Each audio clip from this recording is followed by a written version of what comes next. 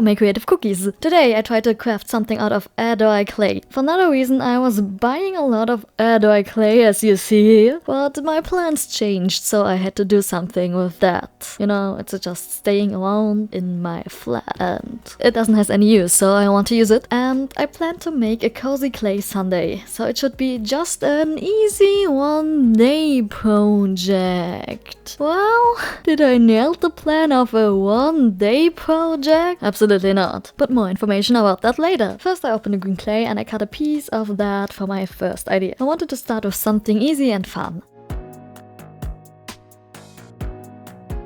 But first I have to make the clay smooth. This clay feels a little bit dry. And now I take my art crafting rolling pin and make a clay pizza. It's a little bit sticky now because I used maybe a little bit too much water, but I think it's always the problem when you don't have that many experience with clay. You use too much water or too less water. I was picking some leaves in my garden. Yes, I started this project in September and with cutting I finished it in the end of the year. I really didn't plan that, but sometimes this is life. And now I'm cutting the leaf out of the clay. But I don't like the result, so I start again. That's the nice thing about clay. You always can start again as long as it's not dry. Could be also a cursed thing when you don't know when to stop. Could be a problem for me, but we will see. Well, second try looks better, but I'm still not happy. There is a place where the print isn't good, so I'm trying it again. I think I used too much water for the clay, but it is what it is with something new. First you have to figure out the technique you want to use. Again, it's damaged. It should be an easygoing project. I thought this will be super easy, but somehow I'm really struggling with this. But I don't want to give up. This is for me harder than drawing a whole canvas. What's going on? Well, finally. Now I just have to cut it out. I'm using a thin spatula, also for working on the leaf structure on the other edge of the leaf. Finally,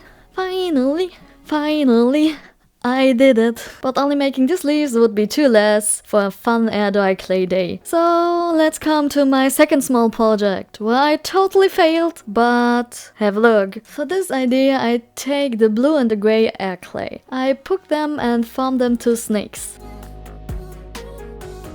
Then I twist them together. The plan, I want to get a marble look.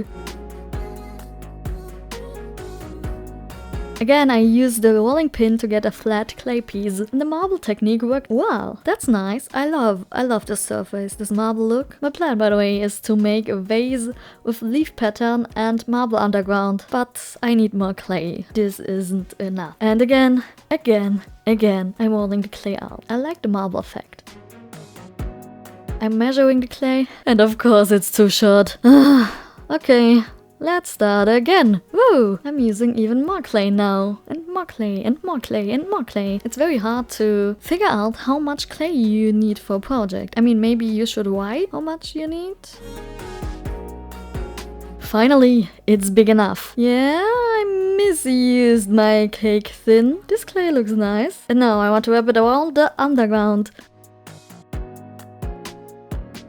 It's getting bumps and it's not stable. That's not what I expected. Oh no, it fell down. I think it has to be thicker. So I start again. This is the video of starting again and again and again and again and again and again. But art is mostly about starting again. So second try. I think it's the second try. I'm not sure. The marble effect is still existing. That's good. I use some water to make the surface slick as an ice skating surface. And again, I try to glue it together. Sorry for the bad camera perspective, but I'm really struggling with this project. I have to work on that, I know. Maybe it's because I'm still not used to my new studio, but you can't moan about the light. The light is good now. Struggling with gluing it together. Try to be very careful and patient. Well, I dislike the scare. I try to make the scare invisible with water and rubbing.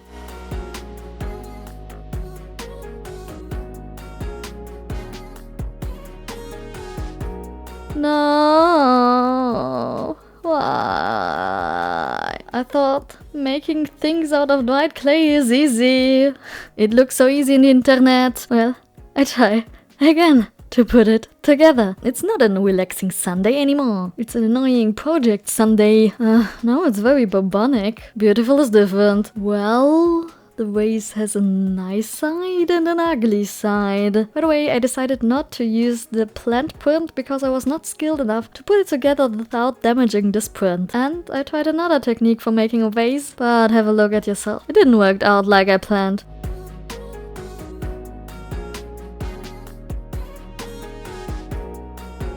So, for relaxing, I decided to sculpt an ugly, scary cat. And this was it for today. Really, enough, annoying.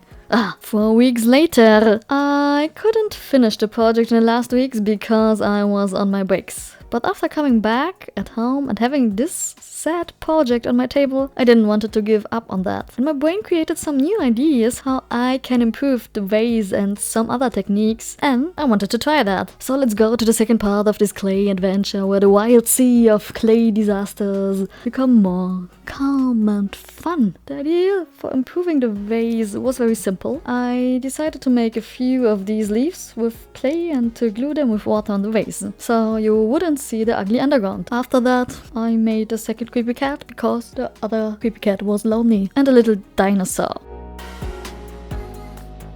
Then I wanted to make again a vase. The plan was to make a vase for my mother as a birthday gift. Well, because it took me so long, I decided that it becomes a Christmas gift.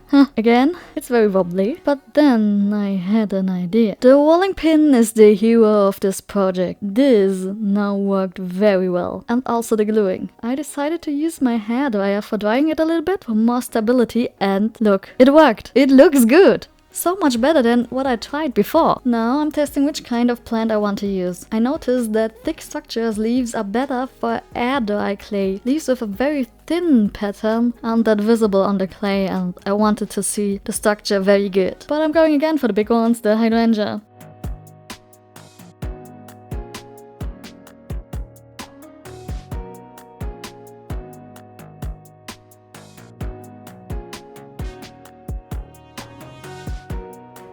And now I want to make a second cup with that technique, but with a grey surface and sage leaves. I really could create a whole design set inspired by this technique. It is really fun. Now I'm on the point where it's fun, where I really enjoy the process and I would love to make a lot of them. And now it's so much easier than on the last Sunday. I don't know why, maybe because my brain processes it so much better now. It makes so much more fun, and now I'm enjoying the process. That's really nice. I think it's always like this. When things are working, they are almost more fun.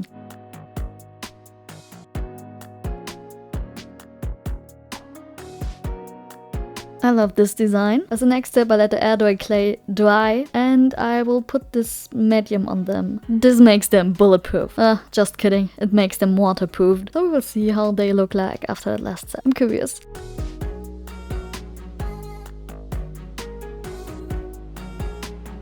Oh, the sage vase has a hole there. It wasn't glued together. Maybe because when the water went out, everything gets a little bit smaller, and then also the underground was getting a little bit smaller.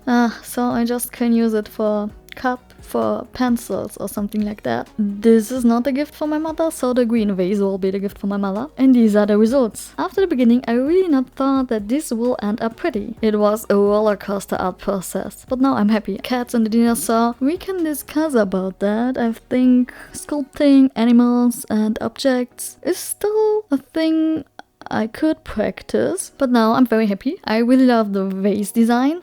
I mean, the one vase has a hole, the sage vase, so you can't put water in it. That's unlucky. Thank you for watching, and I wish you the best for 2026. Stay creative!